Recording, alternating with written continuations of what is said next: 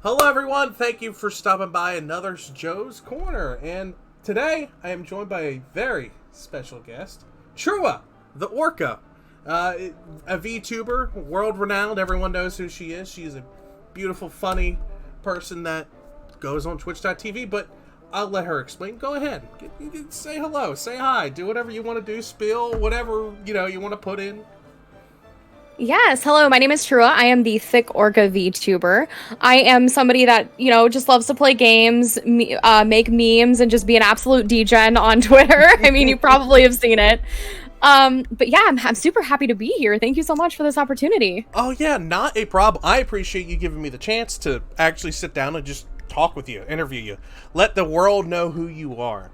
Oh, thank you. So I do want to say this. Your model, your new one, beautiful, gorgeous. Just want to get that out there. How did you go about deciding that's what you want to go with? Like, as the new model? Okay, so I had originally a 3D model. I used Vroid Studio, and I loved her so much, but the problem with that, with 3D models, it's very hard to do anything custom. Mm-hmm. And so I was very, very, very limited in what I wanted to do. Like, I can't recolor too much, and there's just not a lot. Like, 3D modeling is just very hard. So I was like, I really wanted to transition to 2D because there's a lot more you can do, like expressions. You don't really have to deal with like Unity or anything like that. So I was like, you know what? I'm going to learn as much as I can about digital art. So like if I buy a model at a decent price, I can edit it to make it mine as long as the model artist says it's okay to do so. Mm-hmm. And so that's what I did here. And thank you so much for saying the model's amazing. I appreciate it. I actually changed a lot on her. It's beautiful. I really like it. And as someone, so I'm it sounds really weird. I am transitioning to like do half and half because my whole thing is I want to be me, but I also, I want to try this out. Give it a go per se. So like, I don't know what the term is. I don't want, halfy sounds very wrong. But I just don't know why. It sounds very wrong in my head, but like half flesh tubing, as some people say, and then half V-tubing. So yeah, like, no, that makes sense. Giving me that idea of basically getting a model where I can do the edits and stuff like that is actually very helpful. Like I really appreciate it. It's a lot easier than it looks, honestly, because like as long as you have a model that's already rigged for you. Mm-hmm. A lot of the pieces already come pre-cut, and as long as you either recolor or stay within that space where it's cut, you can pretty much add and make your own adjustments to it. And simply, like, let's say if your model comes with wings and you don't like the wings, you just erase it. That easy. Okay. It's that easy. All right, cool. I thought it'd be a lot harder than that, but see, this is info. See, info is key, and I love that.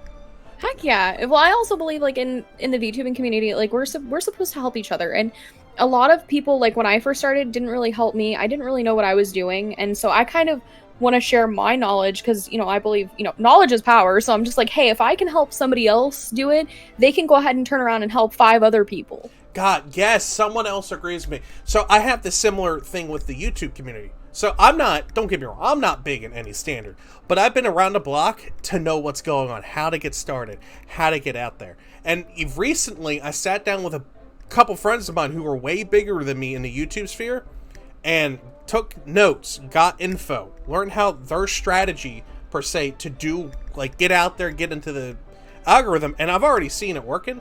So I've been teaching people that are getting into it. Hey, you need to try this, and it will work. It's not going to work right away, but it works. Same with, like, streaming. No one helped me when I got started. So I see all these cool people getting, like, they hit the ground running, so I'm like, here, try this. Oh, you're stuck on PS4 only for any? Here, try light stream. Give you some, cool pizzazz, as some would say on there. But, like, I appreciate you for that. Oh, thank you so much. Exactly. I appreciate you for recognizing that because It's a very hard thing to do, and I'm an older VTuber, so I am 29. I don't mind talking about that, but like it's harder for me because like I'm not like 18 where I could just pick this up and just immediately run with it. It's harder because like when you get older, it's harder to understand things because everything's constantly changing. So learning all of this stuff and then all of VTubing on top of it, plus streaming software, and then just everything else on top of it is just like, it can be overwhelming. So if I can make it easier for anybody, I definitely will try. And trust me, I'm 26. I understand things getting harder as you get older, because you get it. I'm telling you, like this, when I started like doing YouTube and all that stuff, VTuber wasn't even like a thing in people's minds. It probably, I mean, it existed because of but like it wasn't a thing everyone was doing. So like, but yeah, I get the age thing, and it. Whew. Since we're speaking on people getting into VTubing, I got a real question for you. How did you decide this is what I want to do? I'm gonna do this. Okay, so I went to Florida last September, and it was my first time ever going to Florida, especially for like Disney and like SeaWorld and all that stuff. SeaWorld's like my big passion. I love sea animals. I had a friend at the time who had been VTubing for about 3 months. Her name's Dania Luxu. She's really cool. She's an IRL friend of mine, and she's like, hey, you need to do this. You would be great. You've got the personality. You're amazing. You're creative. You could do all of this kind of stuff and more. And I was like, I didn't even know what I wanted to do at that point. I'm like, should I? Because I was always on the fence about streaming. I had tried a little channel back in 2017. That was just off my PlayStation. I didn't know anything about Twitch or overlays or anything like that. So I was like just dipping the toes in. But then like once I came back and I locked my socials down in September because I was like, I met the Orrca Trua. And I was like, we're going to go with Trua because, I think that's cute. Plus, fun fact, Trua actually means whale in Hawaiian. So I was like, that's amazing. Yeah, full circle. So I came back, locked down all my socials, and then I had to move into my new apartment. But then we got COVID. So it was so rough. And like, I wasn't even sure if I wanted to continue with this. But I was like, you know what? I'm going to sit down. I'm going to make my model. I'm not going to let this stop me. And I started just pumping out like memes and content like crazy, and then I didn't think I was going to get anywhere with it, but the more I started to interact, I noticed I was getting hundreds and hundreds of people like almost overnight just being like, hey, we can't wait for your debut. And I was like, well, I don't know what's happening, this is insane. It was like a month because we moved into our apartment in November. I think that I started really posting in social media January because I had the accounts locked in September. But keep in mind, it's October, November, I was moving, so I had no presence on social media. So then, yeah, I started in January, and then I finally like started streaming February 20th. So yeah, oh god, has it really only been that long? Yeah. I feel like you've been around longer than that. Oh no, it's only been February. It's insane. So like, it's only been that. Oh jeez, I'm trying to wrap it around my head now. So since it's only been that long, since you're still fresh, have you had like any memorable moments because of streaming? Like, is there any moments you're like, someone was like, give me one thing that you could be like, yes, this is like my top tier. I'm gonna slap this clip everywhere. I'm gonna tell this story every single time.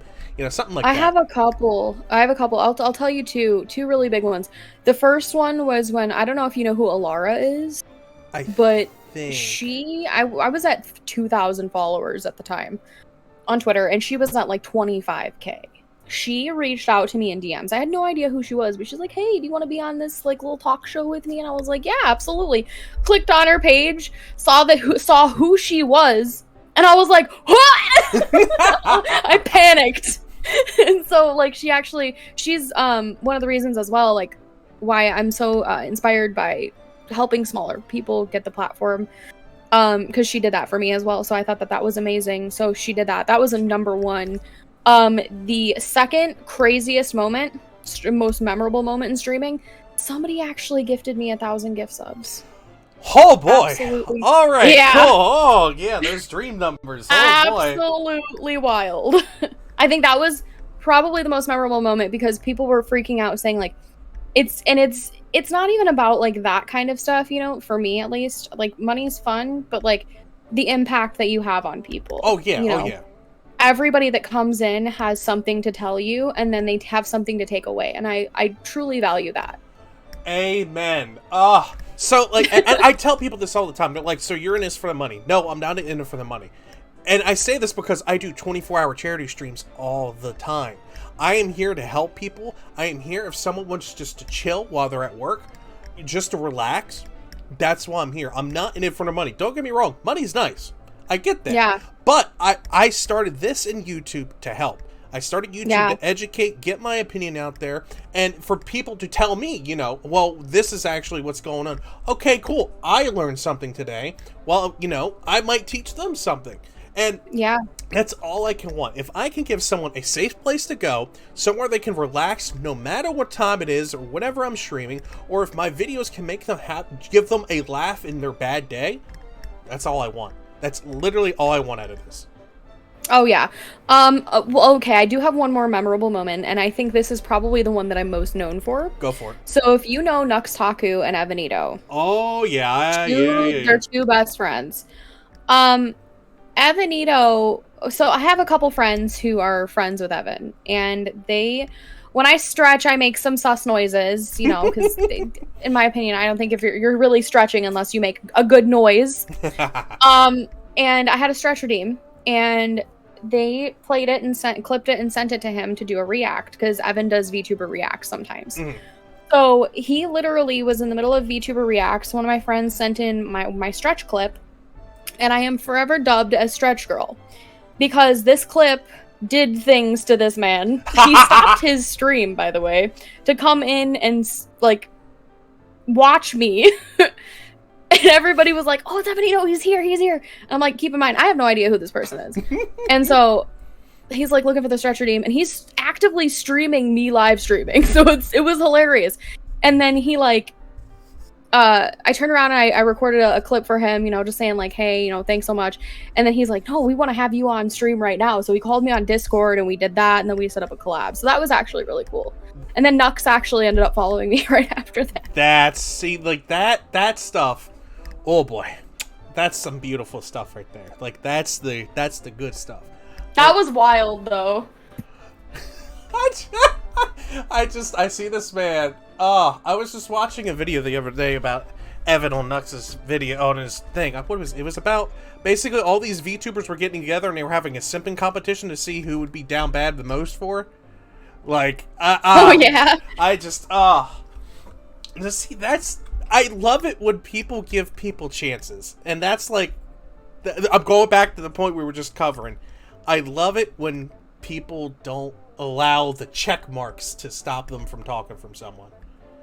Exactly. And that's like a big thing, because the reason why I haven't done an interview in a while is because people who interact with check marks don't even, you know, recognize you're a person unless you got a check mark. Yeah, that reminds me, I don't know if you saw what I recently posted today, but I had a couple friends in the VTubing community talk to me saying like, you know, I was told by somebody who's a little bit more well-known in, you know, the community that I can't do this because I'm too old. And that honestly kind of like, it took me back and like punched me in the gut, because I'm like, well, I'm not getting any younger either, but it's like, you shouldn't let people gatekeep your happiness. Did someone really say that? Like, yeah. I'm actually looking now. I'm like, I've had people come to me saying like, you are the one that helped me keep going because somebody told me this. And I was like, there's no way. Like, how? Why? You know?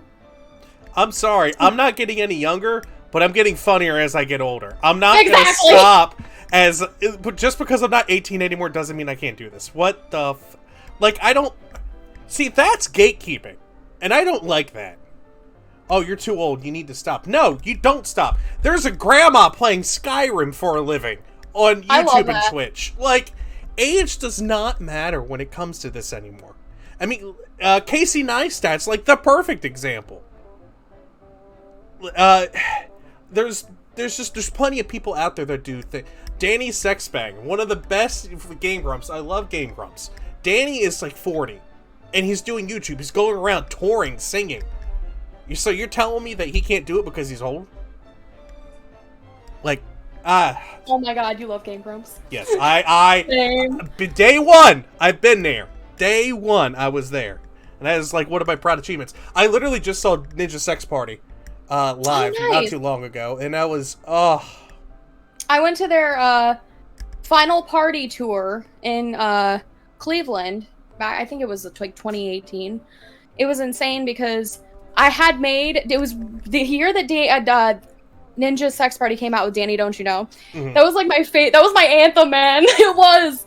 And so I made him an actual poster that says "You're a spandex butterfly for life," and I put a whole bunch of women in spandex pants with butterfly body. That's beautiful. And they actually held the poster and put it on their IG. I'll send it to you. That is beautiful. God, I love that. Oh, yeah. No, we saw them because they came here to the Carolina Theater. Yeah. Not that long ago. It was like 2 weeks ago, I think. In this tour, they're doing the acoustic tour right now. They played "Hey Jude" as the last song. No way. And it was so beautiful. I have the video. I'll send that to you as well. Please. Let me. How was the show though? Like, what was your favorite part? Did they like do anything? Or? So they did a lot. They put on bits and stuff as they did. Ninja Brian literally had his own like little thing called the Tushy Dance, and literally got around and was like dancing, showing his butt everywhere. It was hilarious. They did bits. Did you listen to the acoustic album that came out on what is it, on Spotify? I'm trying to think. It was the 2021. No, I haven't yet. No, I didn't. So basically they ripped songs from that. They did acoustics of different songs. They previewed 2 new songs on the album that's coming out next year. One's an environmental song, which was the funniest thing I've ever heard. One's about death metal, which was even better. They did an acoustic version of Welcome to My Parents' House, which kind of had like a salsa vibe to it, which I was digging.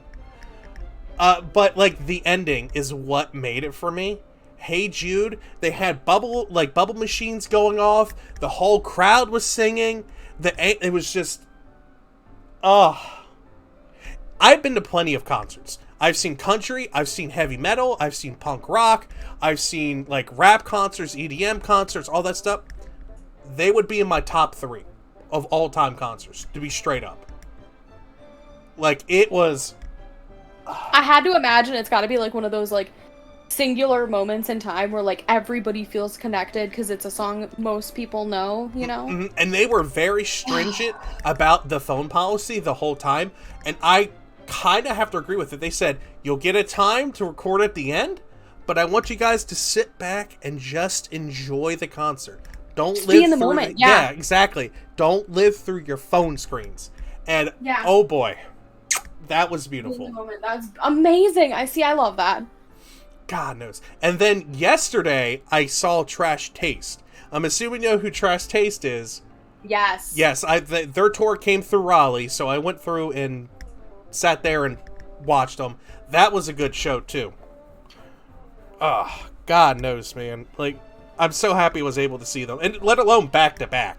So, like, it's been a great couple weeks, as I said. Sorry, I didn't mean to go off on a little, like, tangent there. I'm sorry. No, you're totally fine. That's amazing. Well, since we're talking about Game Grumps, kind of, still, are there any games that you really want to do on stream? Like, for me, I would love to eventually sit down and play through all the Pokemon games. That is like a goal of mine. I want to sit back and just do it. Not Nuzlocke, just regular. Or Nuzlocke, I've done a couple already. But is there anything like you really want to do? There's a couple. I really want to see if there's like Pokemon emulators, because I really want to play Sun and Moon. I love Sun and Moon so much, but like playing it on the 3DS now just feels kind of weird. I'm really excited for the new Hogwarts Legacy game coming out. Have you seen the videos on that? I haven't. Is there been new ones? I haven't seen any recent. It is so beautiful. It's like ridiculous how beautiful this game is. Which house are you, by the way? Gryffindor. I'm a puff. I'm one of those puffs. Yeah, no, I love that. So I can't wait to show you this really quick, though. You are gonna lose it. And this is in 4K, because it's like, just the capture. Look at that. Cheese. Yeah. It looks amazing. God, yeah, I'm definitely watching that after this. That's oh boy. Yeah, I didn't honestly see can't this. wait. So that's Ah, another good one, and then I can't wait to play. I'm getting Violet, Pokemon Violet. Skull and Bones, is kind of like a Black Assassin's Creed Black Flag meets Sea of Thieves. ooh. So I'm super excited for that. That comes out November 4th, I believe. Oh, that's gonna be good. Oh, I like that. Oh, I like that. Yeah. Well, the cool thing is I was super nervous because they were making a it's kind of like GTA Mm-hmm. where it's like, you know, you're in multiplayer world like Sea of Thieves and people can, you know, come steal your stuff like in regular pirate games, but what they're going to try to do, I was nervous about I forget what it's called, but when they just kill you and you just respawn and then they just kill you again. Spawn killers. Yeah, kinda, yeah. They actually have a system in place for this to where it's a ranking system. So people actually, like, if they kill somebody at their rank or lower, they derank. Huh. This game is actually supposed to start you out at the lowest possible rank, so people think you're scum and they'll throw stuff at you at the bar. They'll start fights with you at the bar, and you actually have to like earn your ranks and get better and better to get like more revered. And whereas like you'll go across the world and people will see like, hey, you did this, you get this reward, and you know, so they really wanted you to feel like you're in Pirate Land. See, I like that. See, there are games that I didn't know were coming out, and that's one. Oh, of well, you have to check that one out. See, that's cool because honestly, Assassin's Creed Black Flag was one of my favorite Assassin's Creed, and I really like Sea of Thieves. Oh, me too. That's cool. I love that they're getting together, and then with the emulators, there are 3DS emulators. I'm not sure how they work. I haven't messed with them. The farthest I've gone with emulation is a GameCube. But I know for a fact there are 3DS emulators. So it should be pretty easy for you to set up Sun and Moon. Because people do it all the time. Perfect. Because I want to do that and maybe New Leaf as well. Because I'm a big Animal Crossing person. So I'm assuming at the beginning of COVID you went out like everyone else and got Horizon? I was working actually at GameStop when Animal Crossing launched. So you're going to laugh.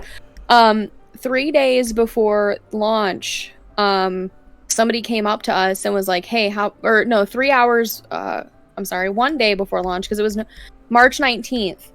The game was supposed to be out the 20th. And the day before launch, somebody comes in with a new Animal Crossing, like, game and was like, hey, how much would you give me for this? And it's an unopened game, and we're like, Nintendo didn't call us to release this. We don't know how you got this, so we can't take it.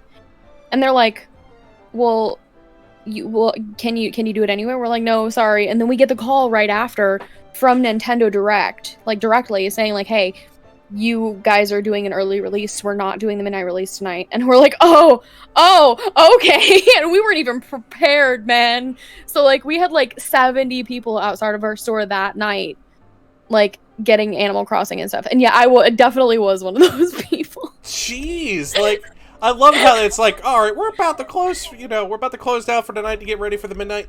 Yeah, you guys are actually doing it in 20 minutes. Yeah, that's exactly what it was. And like we already had people lined up outside. And to add insult to injury, it was raining. You know, our state had just put in the law where it's not law, but like the mandatory thing where it's like you can only have like 3 people in the store at a time, so it was really rough. Yikes. Just yikes. Yeah. Yeah, so now the real question is, do you still play it, or you're like me and everyone else? Just we got in and we got KK and then we stopped. So my only thing is like I love Animal Crossing so much, but I feel like they let the fan base down in so many ways because while a lot of things are beautiful and the game is so aesthetically pleasing, there's a certain charm that the other ones had that this one just doesn't seem to have. It's a little lackluster. The characters feel like a lot of their dialogue is just copy and paste, which in my opinion just feels a little lazy. There's really no versatility in the game. And they promised us multiplayer where it's like, yeah, you can do multiplayer, but you can't really do much. There's not much to do except help your friends collect items and maybe craft stuff. You can't really do much of anything else. See, I kind of agree with you with the copy and paste. because it really does feel lackluster compared to different things like New Leaf, for example, since you brought it up. It's a completely different vibe from it. And I think it was because, if I had to guess, they weren't done, but COVID happened, and they were like, we can cash in on this cash cow.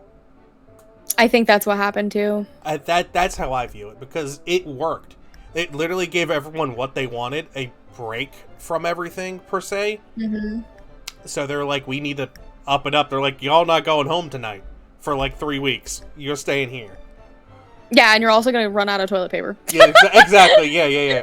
Because all the consumers took it all, because apparently that cures COVID. So, y'all staying here for the night.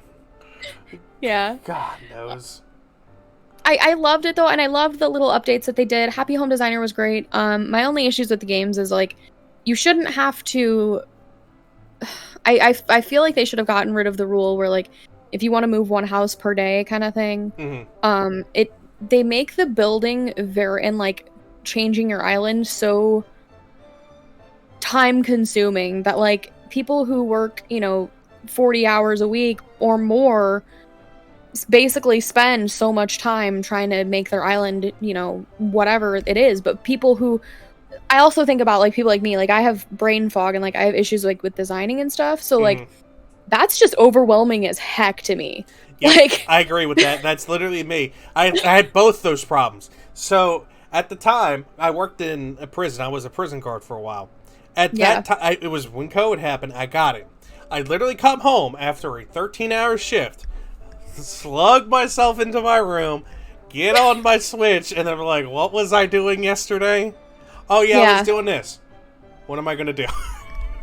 I don't know how to do this. But, New Leaf didn't feel like that. Granted, we lost a lot. We gained a lot of customization options and furniture options, but New Leaf just had, even though you couldn't really design your island or anything like that, it just had like a charm. And also Wild World, if you remember the GameCube, some of the villagers would write you angry letters, and that was hilarious. Well, I wouldn't say personalization, but the more interaction, the more NPC like stuff is what I agree. We definitely didn't get that. I would have loved to get an angry letter from some of those villagers, especially when you come back. So like, if I plug it in right now, I want to see a mailbox full of empty letters and people left. That's what I would love to see. Ain't gonna get that. Yeah. God, that would be hilarious. Well, so since you brought it up, if you don't mind me asking, a couple of my friends used to work at GameStop, and I've heard some off-the-wall stories. Do you have some that you would like to share and tell people don't do this? Yeah, quite a few actually. So, I'm not really looking to get sponsored by GameStop, so I don't really care. So yeah, absolutely. I worked there for several months. It's very much, I don't know how to explain this. You come in, you do your job, and then if you sell the cards, the power-up cards, then you get the pat on the head and you get noticed more. Whereas like, I don't like selling stuff to people. If you're interested in buying it, that's fine. I can tell you more about it. But they literally want you to like slam the card in their face and say, buy this. Yep, you're not the only one. At every single turn. Now, it's not even just that, but like also I've noticed people will do anything that they can to step on you to get where they need to go. And I know that that's true for most, but I've noticed it's a lot more prevalent in GameStop as well. Another thing is that they lied to everybody, saying that they were providing us with cleaning products and sanitization during COVID. They did not give us anything. They didn't give us masks. They didn't give us gloves. They didn't give us cleaning supplies. God. We had to get everything ourselves. God knows. Oh. They lied to everybody because I remember, this was so funny. During, before the actual like lockdown, before like businesses shut down, I remember seeing on the screens, they're saying, oh, we are supplying our company, like every single store with sanitizers and cleaning products to make sure you are safe. And me and like two of my coworkers looked up and we just started laughing because we're like, what the hell is this? It's called propaganda. Who put this out? I'm like, propaganda. Who put this out? Jeez. I'm like, dude, it got to the point where like we had to buy our own toilet paper and like stuff for the bathroom, like hand soap and stuff. Like So like the manager would bring that stuff in, like they would buy it. So it's like, it's just wild. Like, God, they lied to everyone. That's so stupid. Another thing is like you're not really gonna get anywhere unless you become like district manager. You can become cashier, and people will get mad at you for, especially when if you're a female in the gaming community, they look at you like you don't know anything. Mm-hmm. And that's just how that works. I don't know why. But also people treat you differently there. If you're not a part of certain communities or whatever, you don't know certain things, they'll look at you like you don't know anything. So it's like, because I grew up with computers in general. Like I started on computers when I was like 7. Mm-hmm. So like I've had one pretty much my whole life, and then I transitioned to different consoles and stuff. So GameStop, like we had to deal with tablets, phones, all that kind of stuff. So that's basically how that was. And then I will say their trade-in value is not good. At all. Like even if it's like the tiniest little thing, we can't take it. Even like, let's say you have like a PlayStation controller and it's got just like a tiny little nick on the side, we can't take it. Or we're gonna give you like $6 off, like for that one problem. But then they turn around and sell it for like $30. Yeah. It's not a joke. For those who've never been to GameStop, God bless you, you pure soul. But they also price change things every day. That's even stupider. Yeah, they take the price tags off certain things. Like I remember one game being like $30 one day, and then it went back up to $50. And I was like, wow, that's weird. Why? I have no idea. Like they would just change prices constantly. I would get that because I'm a video game collector. I would get that for like retro games because the prices on those fluctuate all the time. I get that with that. But still, with new games and stuff, that's a no-no. Yeah, like, absolutely. One other thing is like if they monitor your sales through your employee ID. And if you're not doing well in sales, you basically get reprimanded. You'll get like a write-up, or if you're not doing it, God, look at this. So that kind of stuff. God. Yeah. So I do my best to try to stay away from that. I typically go to places that are like resale shops. We've got a couple of resale shops around here that I really like, that are way cheaper. Like I was able to pick up a couple PlayStation games for like $6 or $7, because PlayStation 4 games they're still good and people still play the PS4 because we all know how the PS5 launched. Yeah. But like I'd trust that over GameStop any day. The only thing I think GameStop is really good for, and this is just because I think, is like if you want like actual merch. If you're looking for actual merch, stuff that you can't really get anywhere else, like Target or Walmart.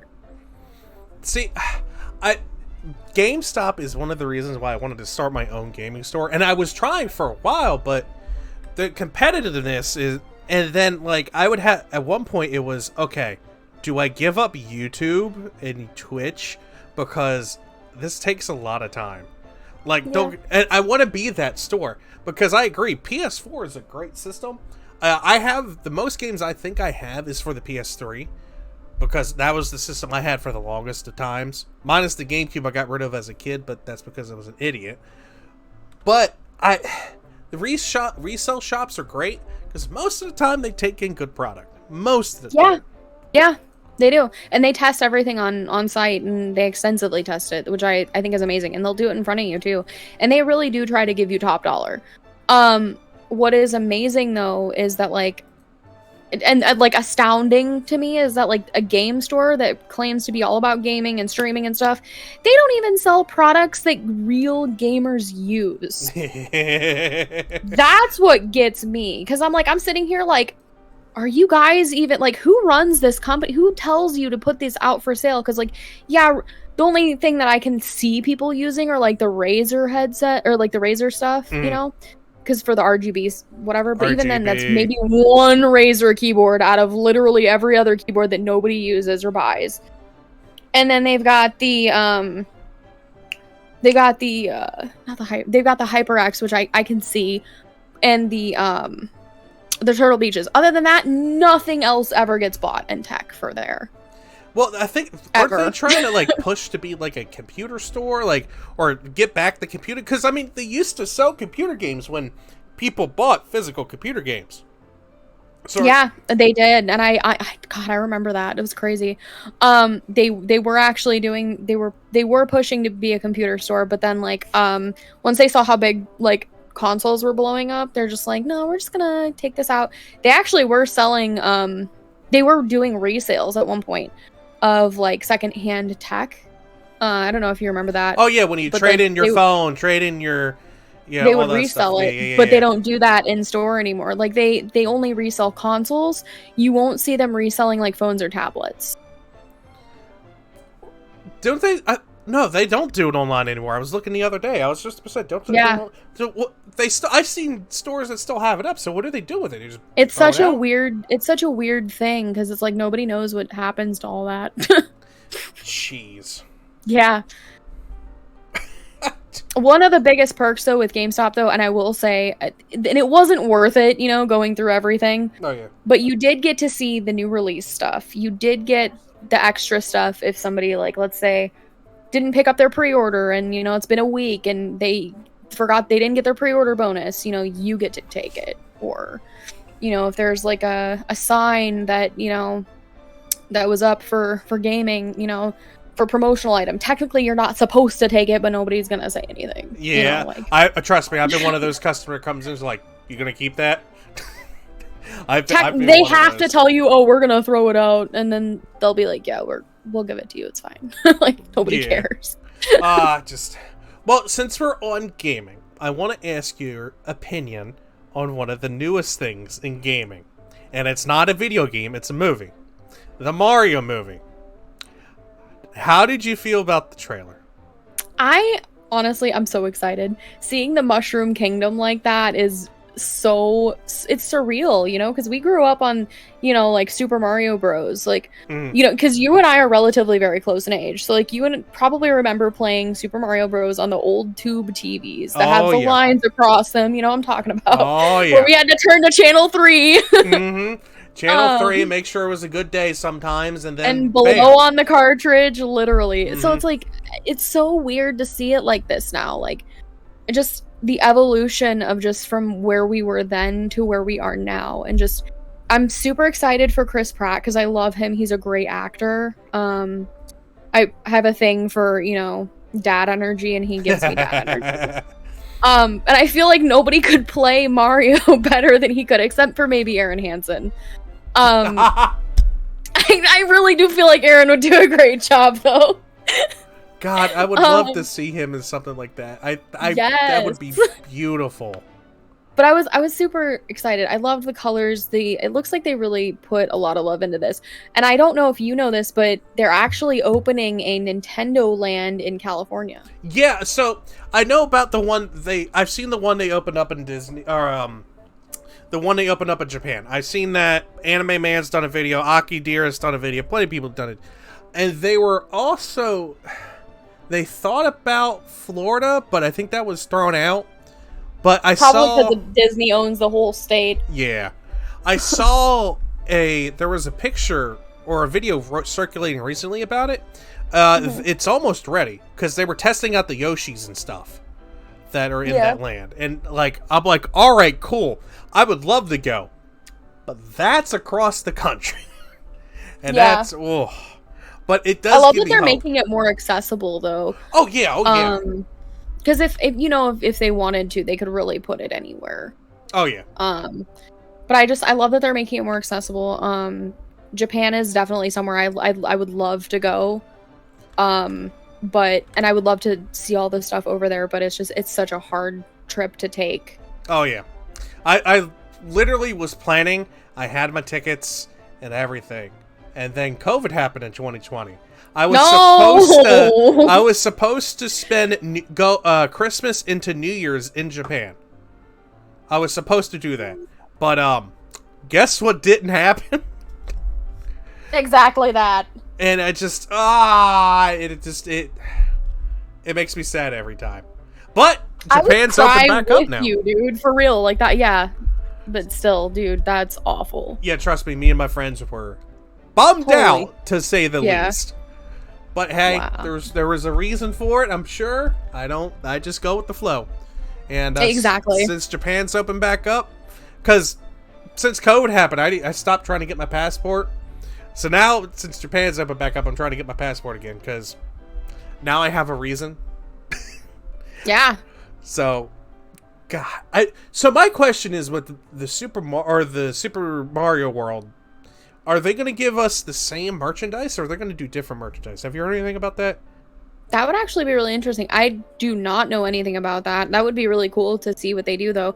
I will say I really hope that they keep the cute aesthetics that they have in Japan and and bring it over here and not try to like Americanize it too much. As far as I know, if they didn't try I really that. do love that. Oh, okay. Good, because I do love a lot of this stuff. Like sometimes they'll like if you get food there, like it'll come like, for the lack of a better word, it'll come with like a little mushroom stamp on the bun or something like that, like a little 1-up shroom. Yeah, I think is so cute. If I had to say it's America, I think that's going to be the most they put towards the food, in my opinion. I think that's going to be the most effort they put towards it, on the food aspect. But at least the setup and how they built it, it's exactly the same as Japan. So I love that. That's going to be good. What I'm curious is if they're going to have American-only merchandise. Because that would be very interesting. Annoying, but interesting. I guess for collectors, I guess. I don't...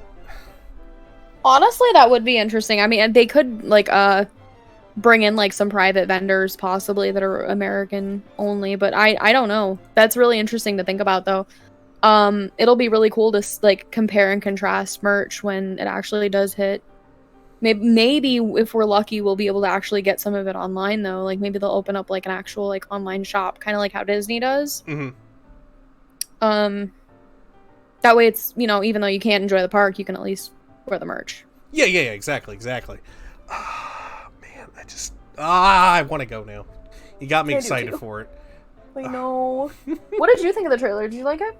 Oh, yeah, I liked it. I really think, I'm with the majority on this, Jack Black did a good job. Oh my god, yeah. And I'm really curious on how Seth Rogen's gonna do for Donkey Kong. That's a weird take, but I get it, because there's a theory out there that they're doing it because they want to do a Donkey Kong movie next. I'm assuming they will if this pops off, which it should. I don't see why it wouldn't. Yeah. But there's only one way to see. Yeah, and it's so good to see, like, Jack Black come back after a while. Because, like, the last I've heard of him, he actually does stream, like, with his kids, which is super cute. He streams games, and I love that. And I think the last time I saw him in anything was a Gorillaz music video. Really? He was at, was it the most recent It's called one? Humility. Yeah, no, it's called Humility. It was from, like, a year or two ago. But yeah, he's in that music video. That's the last I heard of him. I was so sad because, like, I hadn't seen him on doing anything for a while. He's probably just been sitting back and relaxing. I don't blame him. I'd sit back and relax. You know who I want to see in more movies, which he's starting to get back out there? Brendan Frazier. Yep. Yes! We just had a Spider-Man moment. I love it. Oh my god. So you saw the big thing where he was in that, what is it, that indie film, that French noir film or whatever it was? Yes. And honestly, it made me cry. Everyone was like, yes, he's back. And that man has had such a rough life, like with his like wife and everything, divorce and all that stuff. Like, we all miss him. Man. Everyone knows we miss him. He was so wholesome. God. He was literally like everybody's like best friend, dad, and boyfriend at the same time. Yeah, exactly. Lovely. And there was one post I saw. I think he saw it too and commented on it. It was literally thanking him for helping us grow up and realize like how a real father should be or something like that. Yeah. And it was just it was so it got me good. First introduction to him was The Mummy. Yep, same here. Before George of the Jungle, because like I watched George of the Jungle after that, but I loved The Mummy growing up. Oh my god! Yes, I did the same. And when Emperor's Tomb came out, I was in theaters. I went to theaters. Oh my god, those movies were so good. So I don't collect DVDs much. If I see a movie, I pick it up. But those were the first ones when I started getting a paycheck. Those were one of the first ones I picked up. Oh yeah, I believe it. Oh God, just I hope he makes a comeback. I really do. Everyone does. We just want the best for a man. That's all we want. Me too, honestly. So, since we're talking about future plans, I guess this is how I'm going to segue it in. Since we still have 2 months left of the year, and then we have all of next year, are there any goals or plans or something you want to do for the rest of the year and going into 2023 or during 2023? Is there like any goal that you're like, I want to do this, this, and this? Oh gosh. Okay, so I turned 30 before the end of the year, so that's something I'm kind of, I'm kind of, Dirty I can't be really on the 30s, I fence get about it. I exactly, understand. yeah. But it's not something I'm looking forward to, but, you got to deal with it anyway. So I'm really hoping I'm not stressed being 30. I'm also hoping that, like, with this VTubing stuff, that I am able to not only... I don't mind growth, and I'm excited to grow. I just hope that I am able to maintain a sense of normalcy with the growth that comes with it. Because I know that I know that with quick growth comes, a lot of good can come a lot of bad. Oh yeah. So I'm really hoping that, like, I get more good out of it than bad, because I'm really trying to put more good into this. And I truly believe that, the more good you put into something, good's gonna come back. So it's like all good vibes. But as far as goals go, I really want to just collab as much as possible. One of the things I love to do is I recognize that I am a bigger streamer. I have a lot of reach on Twitter. I have a big platform. I've got a lot of people that know who I am. And I recognize that. But I know that there's been people that have been doing this for years that don't have even a fraction of what I have. And that makes me upset. Because it's like, why did the algorithm pick me? And it's like, I want to give people that, that exposure that they deserve, that they've been working tirelessly, content creating, maybe for hours, putting together stuff that they had, people haven't seen. And if they would, maybe it would blow up. So I want to give that back to people for being like, hey, you did this for me. I want to do this for you. So that's my goal, is to basically share the wealth of exposure and to help everybody succeed. Making me tear up over here. Oh. Because, like, so I was having this conversation. I am friends with, like I said, I know I'm friends with a couple people who, God knows, they're way bigger than me. And I would talk to them, and they're like, we've been just blessed by how random the algorithm works, and no one knows how it works. It just happens. But it hurts, because like I said, quick thing on me, for those who somehow don't know this at this point, and, for you, I've been doing YouTube since 2016, dabbling. Seriously started in 2018, 2019, going in, 2020, etc. And then Twitch, I picked up in 2020. I've put hundreds, if not thousands of hours into it. Same for YouTube. I put countless hours of editing. And some videos that I'm like, these are bangers. 10, 15 views. If that. Stuff I put like 10 to 15 hours in editing. 30 views, if I'm lucky. So, like, hearing something like that hits my soul. Because I try to do the same thing. I don't care. I collab with anyone. Like, I'm down to party no matter what. As long as I feel like you can bring good vibes. That's the big thing.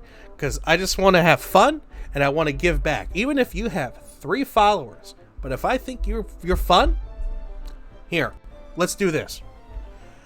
So, like, I just, that hit home. That hit me a little. That hit me in the heart right there. Honestly, because it just makes me so sad, because everybody will turn around and be like, oh, how did you get so... there's good and bad that come with the growth, like I said, because, like, I've only been doing this since February. I'm already at almost 18,000 on Twitter and 4,000 on Twitch. It's wild, and it's like, you have people who are happy for you, and then you have people who aren't happy for you because you grew. You can't you know, hold it against the people that have, because you never know if they've tried harder than you. But I always try to extend my reach and just be like, hey, let's share the spotlight. You know, it's not just me. And one of the things I try to drive home is like, this isn't just my show. You guys got me here. It's our show. You guys are not just my viewers. You are my friends. Mm-hmm.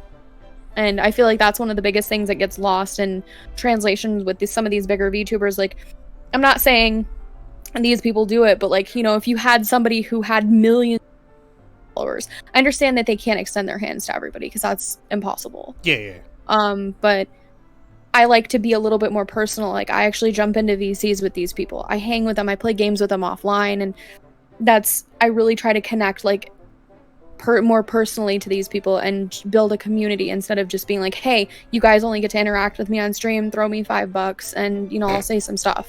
That's not how I want to be.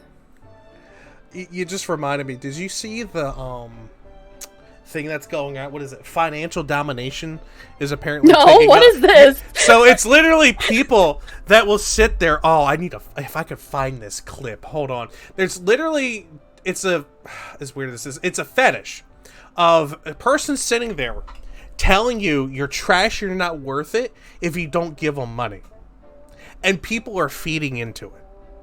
Like, I can't stand that. To me, as a human being, that is wrong. So you're saying that you will ban me from your stream if I don't give you a sub?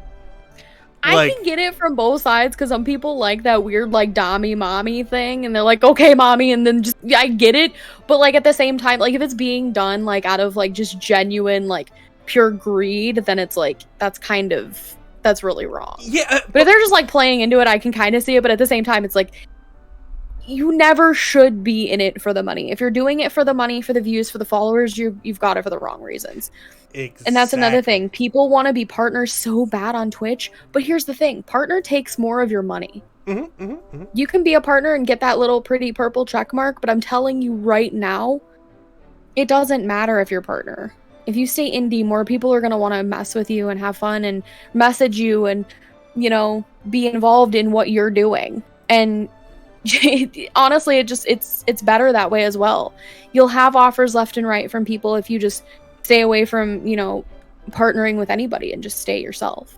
Exactly. And that's one of the big things that I stick to my guns. So one of the things that I gotta get the words out. One of the things that I agree with is that staying true to yourself, and especially when it comes to brand deals, I've already told myself, if I ever get to that point, I'm not just going to accept any. I want to believe in a product, and especially if I'm putting a name on something like that, I don't want it to be like, oh yeah, believe in this new crypto. Look at Dogecoin, it's kicking off. If you use code Joe, blah blah blah blah blah. No, that's not.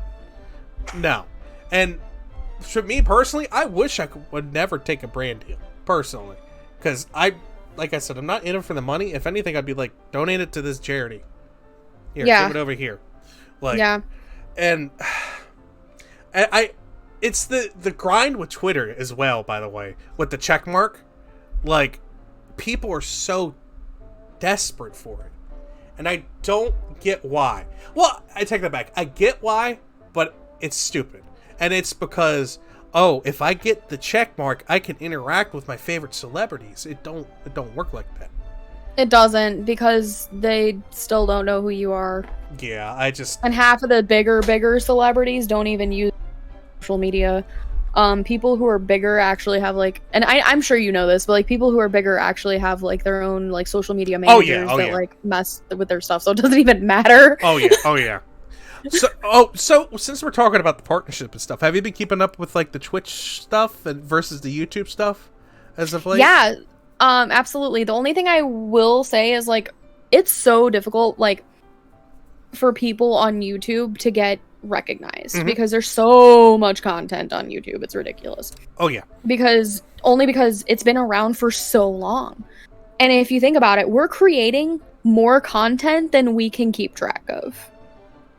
So it's like it's very hard as like a whole world, you know. Oh yeah. So it's like it's very hard to get noticed and whatever on YouTube. So I don't think I will post videos on there, but I do post like YouTube shorts because I heard that YouTube shorts are going to be taking off. So. Well, that was going to lead my next question, if you thought about actually starting a YouTube channel.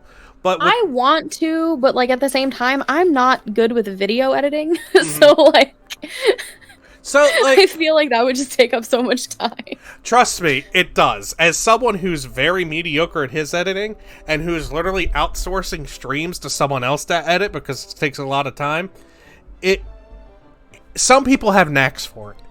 I'm not one of those people. And like, honestly, same. But you are right with the shorts. They are focusing hard. They are doubling down on the shorts, and I think that's because like Facebook and Instagram, especially TikTok, is the reason why they're like really pushing it. Yeah, well, also I've noticed a lot of content creators, especially VTubers, have been getting banned for TikToks. Oh, because of sexual whatever hoopla. Yeah, I've been seeing that too. That too, and it's what frustrates me about that is like we're cartoon characters, whereas like there's worse stuff on TikTok that you've seen. Oh yeah, thirst traps and all that stuff. Exactly. Yeah. So it's like Alara actually has been banned 4 times on TikTok. Jesus. And it's sad because she's really popular on there and people love her, and she just kept losing her account, and she's like, nope, I'm not doing this anymore. And so I think she moved to shorts, and I think that's exactly what's going to happen is people are either just going to go to shorts or Instagram. See, like with shorts, it's such a weird thing because YouTube is the world's biggest search engine. It's bigger than Google. It has been said that Google, since Google owns it, doesn't affect them, but Google has come out and said YouTube is bigger than us when it comes to search. Yeah. I don't see shorts on when I click to my homepage on YouTube, I don't see shorts. I have to scroll down to find the shorts. Unless I'm specifically on a short page. Then, you find them and stuff, but I'm not usually on YouTube looking at shorts unless it's from a creator I already know. Yeah. And that tends, for me personally, either be like video game stuff, because like I said, I'm a collector, or something like Ludwig with Mogul Mail, or Ludwig Quips or something. Then I'll watch it because I like Ludwig. He's funny. So, unless it's someone I know, I tend not to watch shorts. So I'm curious on how they're going to try and fix that. Because it can make or break someone. Oh yeah, absolutely. I could talk days about this stuff. So since we were, you know what? I'm just gonna ask it, and there's no segue to this. Is there any like VTubers or non-VTubers, flesh streamers as some might call them, that you want to like actually collab with in the future? Like, I mean, yeah. I well, first off, I collab with you 100%. Well, thank you. I appreciate that. Absolutely. I think that would be amazing. I don't know how comfortable. Like, I'm an 18+ streamer as well. So like, I'm fucking amped too. Like, yeah. So okay, good. Because that's another thing. I am an 18+ streamer, so absolutely. I love. I don't know if you know who Bao is. Yeah. I definitely know who Bao is.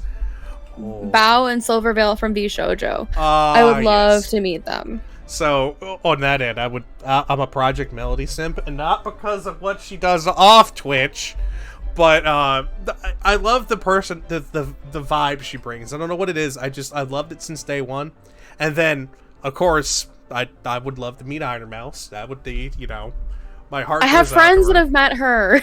I would love to do that. She's great. God, that'd be nice. I mean, and then for me, it'd be like, I would love to do like something with Ludwig. I'd love to do something with Connor. I'd love to do, there's a bunch of people. But is there anyone like that? Is there like any like, what's the word I'm looking? Figureheads, other figureheads that like interest you? Oh, as far as like, well, as silly as it sounds, I mean, I do love Nux. I think I would love to work with Nux. Fifi's really cool. She seems like I feel like me and her would definitely get along. We're like D-gens. We both have gremlin energy. And then Numi, I feel like Numi would be fun to hang out with too. And pretty much just them. And I feel like Zentrea would be cool as well. God, yes, I can agree with Zentrea. Fifi, I would definitely love, because like you said, the gremlin energy, I dig the gremlin energy. I love it. It makes me laugh all the time, and I feel like it brings something that a lot of people can't bring to the table. So, like, which is why you stand out, because you bring a lot to bring to the table. Thank you. One of the things I will say is, like, getting into this, it's all about how you network and like who you are as a person. I get a lot of questions about how did you do this? How did you network? And I was like, well, to be honest, when I first started, I just started making memes. Being as relatable as possible, because when you live almost 30 years, you know this as well, you go through some stuff and you learn stuff.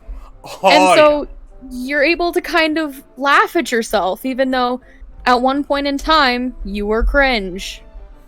You can't run from it. What are you talking about? I don't know what you're talking about. Right. But we make fun of the cringe instead of running from it.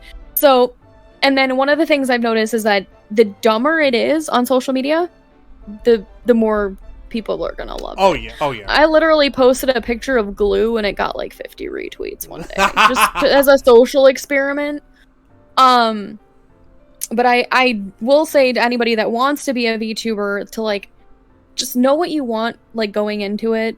You know, whether you want to do 2D, 3D, don't hesitate to ask people. Don't be scared to ask people. And if you get some bad feedback, or, you know, anybody that says they feel like you can't do it because of this, don't listen to them. Listen to yourself and do what you want. The only advice I would add on to that is know what you want to do, but don't do it for money. Because if you go into it for money, you will never succeed. I will say that 100%. And then one more thing. This is probably the biggest thing I wish people told me when I started. Turn off your view count. Especially if you're live. Turn your view count off. You're not going to have fun if you're somebody that's used to getting like 30 viewers and like per stream. Turn your view count off, because if you see that dip at any time, it's discouraging. Your mood's gonna dip. Exactly. And people can see that. Just have fun, enjoy what you're doing, and the views will come.